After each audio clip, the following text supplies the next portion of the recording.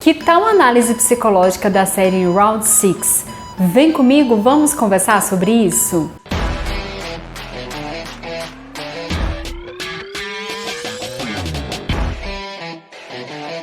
Batatinha frita, 1, 2, 3. E antes de começar essa análise psicológica, eu convido você para curtir aqui e fica atento para depois você, clicar nesse sino para você receber todas as notificações de novos vídeos. Compartilha também esse vídeo, comenta aqui o que você achou dessa análise que eu vou fazer agora dessa série que me surpreendeu. Eu fiquei meio assim, porque já tinha lido algumas críticas, o que não é legal, né? Eu acho que é legal a gente ir lá e ter a nossa própria visão sobre isso. E eu precisava ter esse olhar, né, pessoal e profissional. Então lá vai eu assistir a série e fiquei pensando, será que vai ser como Jogos Mortais dos anos 2021? Gente, será que é uma imitação de La Casa de Papel? Enfim, não era nada daquilo, fui surpreendida por uma série uma crítica, muito uma leitura da nossa realidade social. Eu falo nossa porque é mundo, né? O Round 6 traz um problema assim do ser humano no mundo. É uma coisa que acontece com toda a cultura. Toda a cultura que assistir a série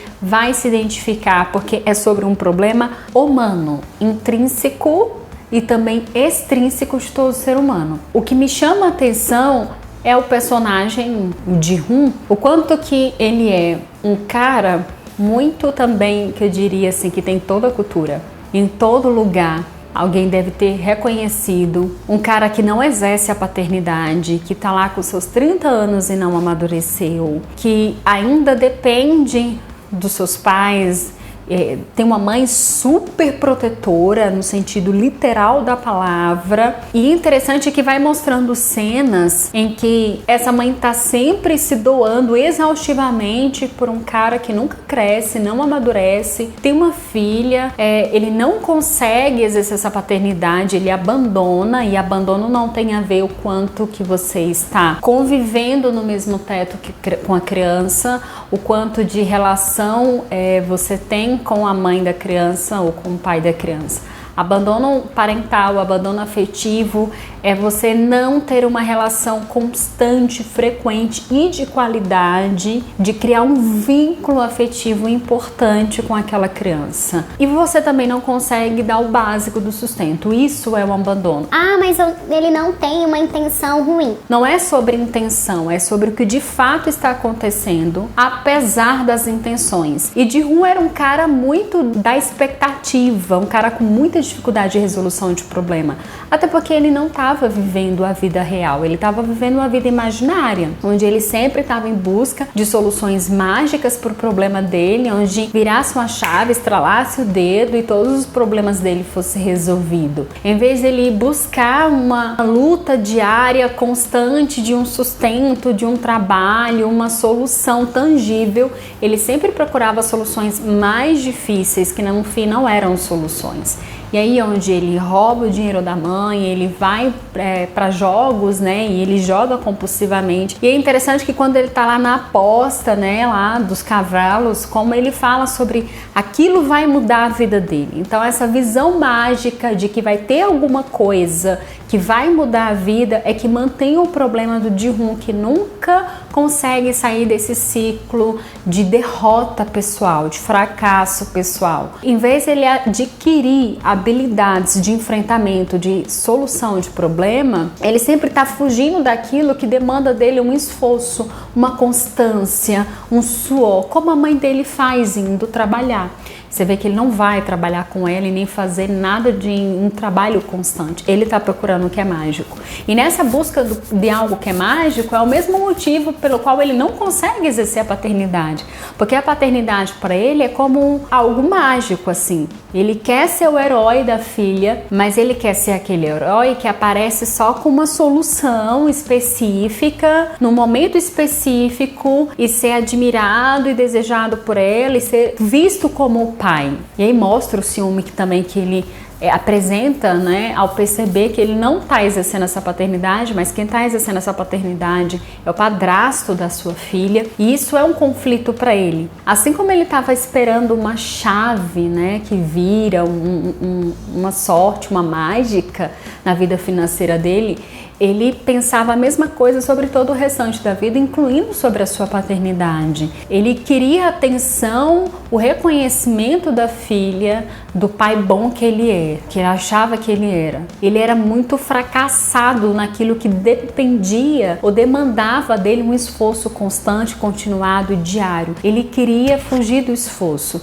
Ele queria só a parte boa, que é a filha admirando, tendo ele como pai e uma relação sem ele estar ali construindo ela. Então assim, ele vai percebendo que ele está perdendo a filha, que entristece ele. Tanto que quando ele liga para a filha, ele liga muito em função do quão poderoso ele se sente, porque ele tem o dinheiro, porque para ele o poder está no dinheiro, sabe? O que torna ele um homem, um pai, é ele ter dinheiro para comprar, para dar, para fazer as coisas, para mudar a vida dele, para mudar a vida da mãe dele. E ele não via que ele já tinha um poder de fazer isso. O poder de acordar todos os dias, ir lá trabalhar suado, ainda que fizesse isso junto com a mãe. Isso era uma forma de transformar a vida da mãe, uma forma de dar à mãe uma vida melhor. E conseguir também para ele mesmo uma vida melhor e conseguir para a filha uma vida melhor. Ele já tinha esse poder. Mas a concepção dele sobre o poder estava no dinheiro. E é justamente por isso que ele se vê vulnerável a entrar num jogo como esse. Porque quando vem a cena do cara, né, de um dos operários do jogo, pra jogar ali no metrô com ele, e vem aquela cena onde ele leva vários tapas até ele acertar, essa metáfora da vida, assim, a gente leva tantos tapas na cara pra conseguir poucas coisas, enfim. Não sei se isso é uma viagem minha, mas por um momento eu pensei nisso. Voltando uma análise psicológica profissional, porque aqui só foi um devaneio meu, uma análise psicológica sobre aquele comportamento dele, insistir, mesmo ele apanhando, ele insistir em ganhar aquele jogo porque ele acredita que é o dinheiro, o montante que vai mudar a vida dele, mostra o quanto que ele não tem uma atitude inteligente, ele gasta uma energia, ele se coloca em risco, ele sofre violência por um montante de dinheiro. Mas ele não faz o mesmo esforço, que inclusive pode não envolver violência, todos os dias para conseguir as coisas que ele quer e que não necessariamente é o montante de dinheiro que vai dar para ele. Não é um montante de dinheiro que vai tornar a vida da mãe dele melhor. Ainda que ter dinheiro ajudaria na qualidade de vida, mas não era isso.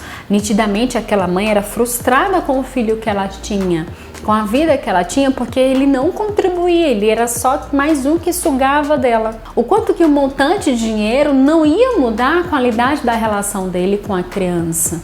Porque o que a criança precisava é de alguém estando ali, participando do cotidiano e das conquistas dela, sendo presente o suficiente, ainda que não pudesse estar presente fisicamente, mas em todas as outras formas possíveis, por ligação, por chamada de vídeo, enfim, não sei. Ele dizia que queria, mas não fazia. Como o Ji-hoon era um cara com dificuldade de problema, então fica tudo no imaginário. As decisões dele é mais uma fantasia, e aí ele não acessa o mundo real, ele não entende o mundo real, porque o mundo real não funciona como eu penso, como a gente deseja. E aí ele cai muito facilmente naquela proposta. Então ele se propõe a pagar um preço absurdo, que talvez seja muito mais doloroso e difícil do que trabalhar todos os dias, porque ele está pensando no ganho rápido, imediato, que está sendo já sofrido, já começou sofrido. Era óbvio que coisas ruins estariam por vir caso ele não desse conta.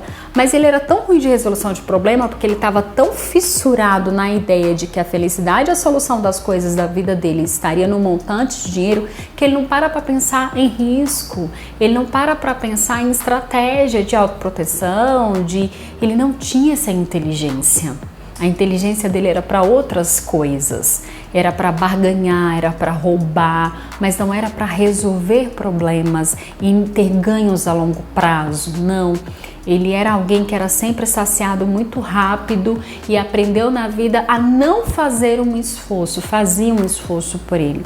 Aí ele entra no jogo, numa expectativa, porque ele era o cara da expectativa, e chega lá, ele se torna 456, encontra o 001, e eu acho uma grande sacada da série isso, gente. Olha a nossa percepção sobre uma pessoa frágil e vulnerável, né? É idoso, então é frágil e vulnerável. Se tem uma doença, é porque é uma pessoa frágil e vulnerável. Acho que a série ela fez muito uma mexida em conceitos sociais que levam a gente a julgamentos e acho que atitudes muito injustas às vezes. E o que acontece com o senhorzinho, né? O mais frágil, o mais vulnerável é justamente no fim o mais inteligente de todo o processo, o mais esperto e que mesmo numa situação de vulnerabilidade, que doença é vulnerabilidade, ele consegue ter uma inteligência que o Ji-hoon, um jovem saudável, não tem. E o quanto que o conceito de justiça na série é muito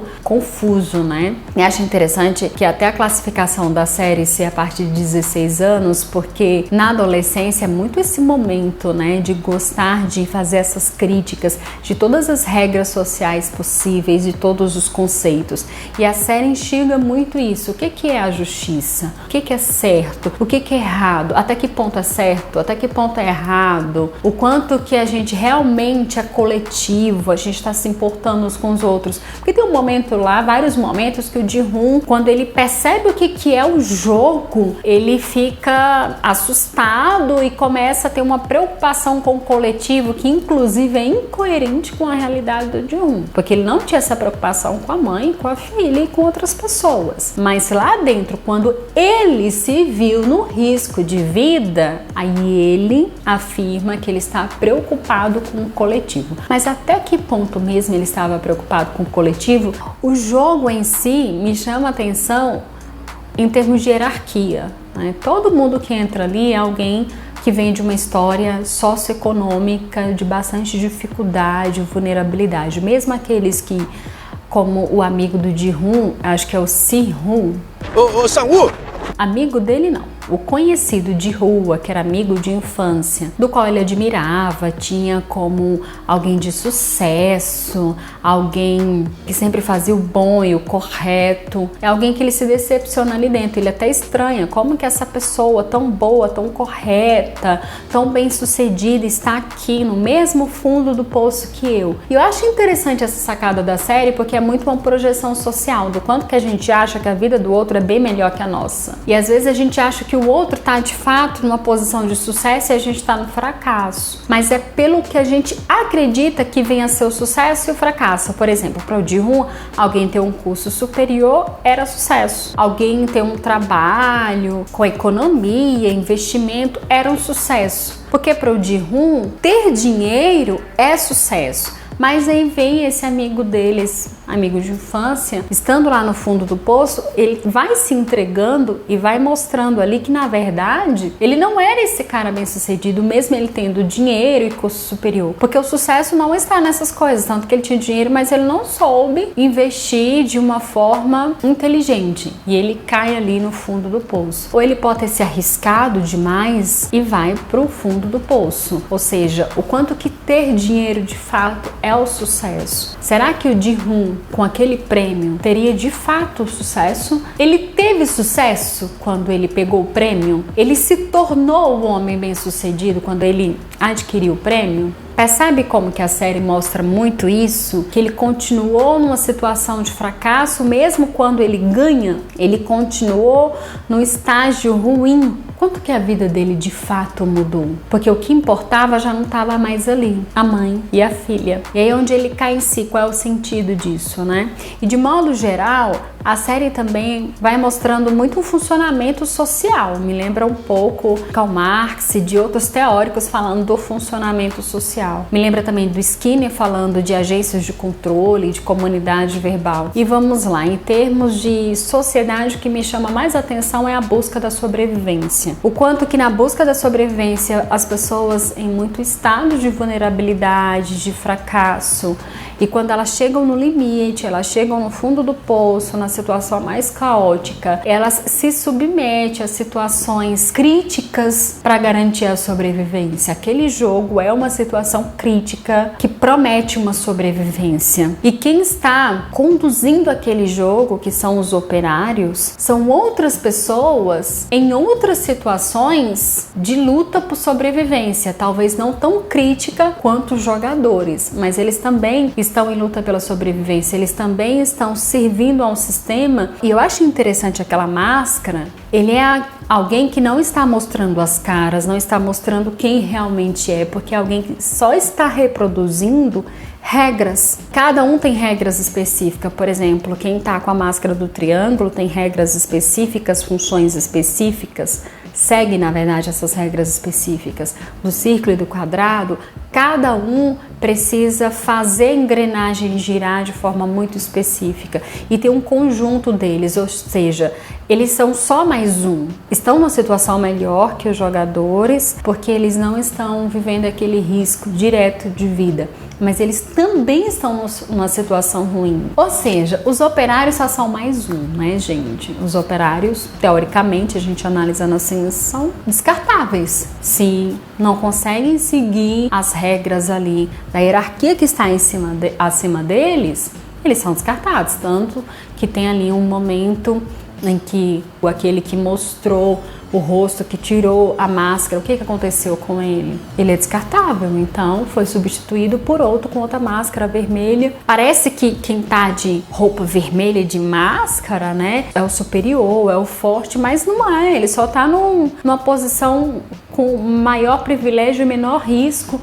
Mas eu diria que tá na fossa do mesmo jeito. E aí, acima desses operários, tem ali o chefão, que parece ali, ele todo no poder, todo misterioso, né? E super perverso, né? Enquanto os jogos estão lá, ele tá ouvindo musiquinha, né? Mostrando todo tipo de estímulo social que remete a beleza, a mistério, a sedução. Só que aí, no decorrer da série, a gente vê que esse cara é mais um que também está seguindo regra, que também não tem autonomia, que também está sendo oprimido, que também não mostra a própria face, que na verdade ele não está fazendo algo que o represente de fato, na verdade ele está muito mais desempenhando um papel de forma tão intrínseca que ele se tornou um perverso de alto nível. Os operários estão ali desenvolvendo atos perversos,